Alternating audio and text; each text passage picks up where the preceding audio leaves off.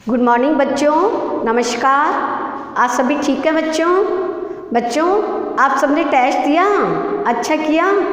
बच्चों आप इसी प्रकार आप पढ़ते रहो, लर्न भी करते रहा करो। लिखने के साथ साथ लर्न भी करना चाहिए ताकि हम टेस्ट में अच्छा करें, ठीक है।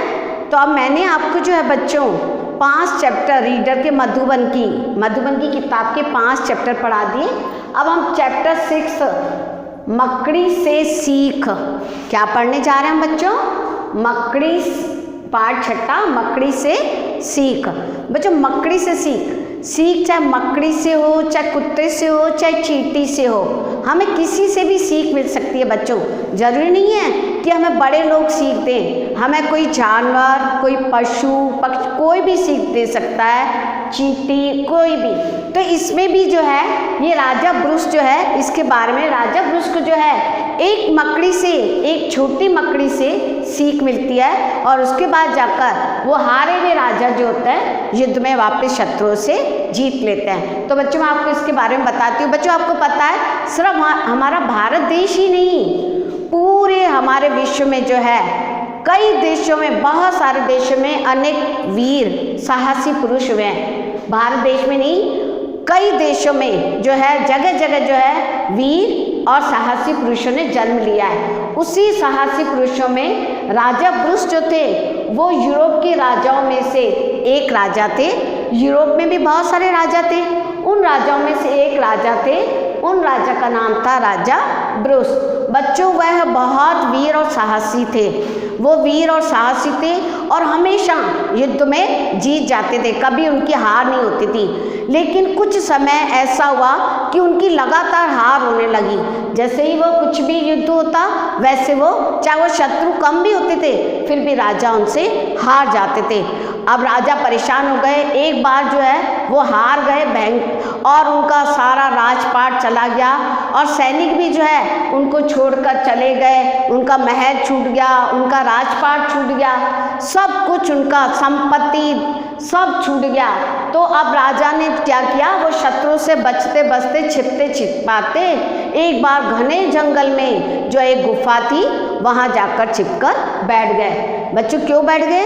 क्योंकि शत्रु ने हरा दिया था, उनका घर परिवार, महल, धन संपत्ति और जो है ये जो सैनिक जो थे वो सब छूट गए।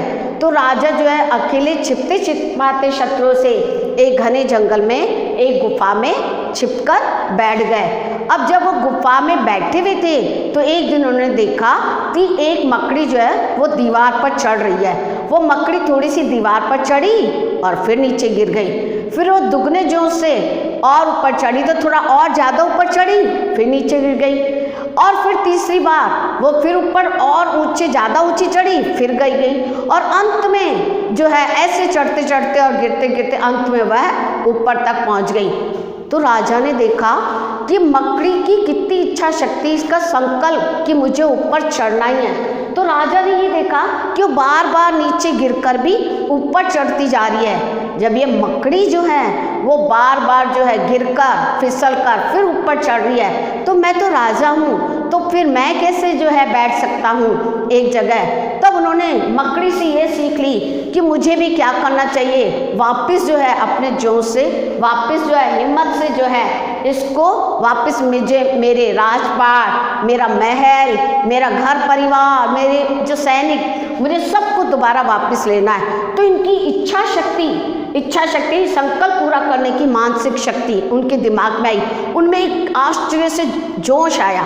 मकड़ी से जैसे ही मकड़ी को उन्होंने देखा कि जो बार बार गिरकर ऊंचे पहुंच गई है तो उनके मन में भी एक तरह का जोश आया, एकदम से हिम्मत आई।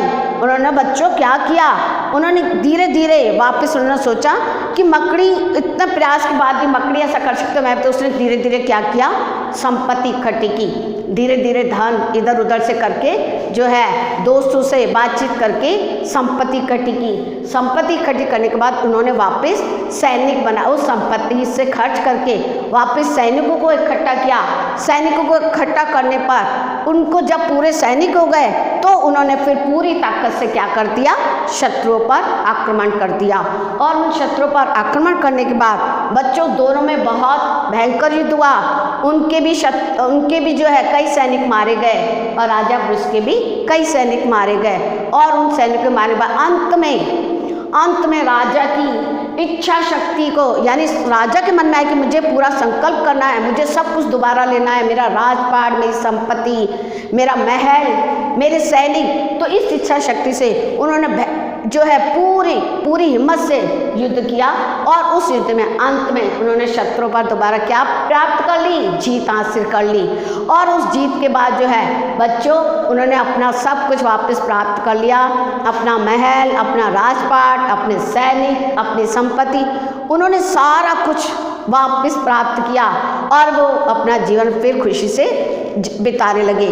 बच्चों हमें ये ध्यान रखना है, हमें इस पाठ से ये शिक्षा मिलती है कि हमारे जीवन में विकट से विकट कितनी भी परिस्थितियाँ आए, कितनी भी बुरी परिस्थितियाँ हो, लेकिन हमें घबराना नहीं चाहिए और हिम्मत से दूसरे बड़े जोश से हिम्मत से दोबारा उसको प्राप्त करने की हिम्मत रखनी चाहिए। तो इससे हमें ये प्रेरणा मिलती है। सबसे पहले राजा पुरुष ने किससे सीख ली, मकड़ी से। हमें एक बात ये ध्यान रखना चाहिए कि चाहे वो चीज़ कितनी भी छोटी हो, चाहे वो प्राणी कितना भी छोटा हो, चाहे वो ये जो मनुष्य है, ये जो पशु पक्षी हैं कितने भी छोटे कोई नहीं हो, लेकिन हमें उनसे भी क्या लेनी चाहिए, सीख लेनी चाहिए, जैसे राजा ने ली। और अंत में राजा ने क्या कर ली, जीत हासिल करी और फिर उन्होंने अपना जीवन खुशी से बिताया। तो बेटा चीज़ चाहे छोटी हो चाहे बड़ी, हमें वो प्रेरणा देती है तो हमें उनसे प्रेरणा लेनी चाहिए। और बच्चों देखो मैंने आपको ये पाठ पूरा पढ़ा दिया। तो इस प्रकार राजा ने हिम्मत से और मकड़ी से सीख लेकर दोबारा अपना राजपाट जो है हासिल किया।